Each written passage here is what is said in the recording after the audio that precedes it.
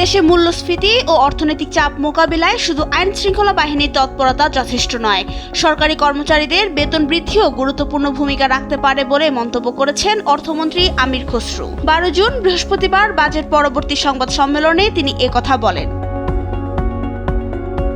অর্থমন্ত্রী বলেন, বাজারে পণ্যের দাম নিয়ন্ত্রণে রাখতে হলে সরবরাহ ব্যবস্থা আরও শক্তিশালী করতে হবে। পাশাপাশি ব্যবসায়িক অদক্ষতা দূর করা, মধ্যস্থভোগীদের অতিরিক্ত ব্যয় কমানো এবং সরকারের কাঠামোগত সংস্কার কার্যকরভাবে বাস্তবায়ন করতে হবে। তিনি জানান, গত কয়েক বছরে দেশের মূল্যস্ফীতির ওপর দেশীয় ও আন্তর্জাতিক নানা চাপ কাজ করেছে। বৈশ্বিক যুদ্ধ, ভূ রাজনৈতিক অস্থিরতা, ব্যাংক খাতের মূলধন সংকট এবং অতীতে অর্থ পাচারের কারণে অর্থনীতিতে নেতিবাচক প্রভাব পড়েছে। এছাড়া বিশ্ববাজারে কাঁচামাল ও নিত্যপণ্যের দাম বাড়ায় দেশেও মূল্যস্ফীতি বেড়েছে।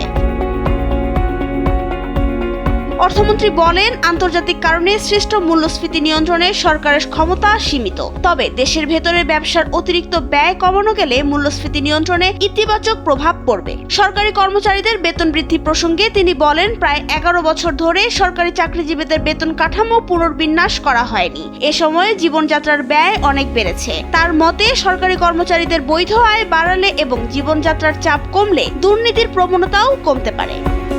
নাবিলা রহিম, সময়ের আলো।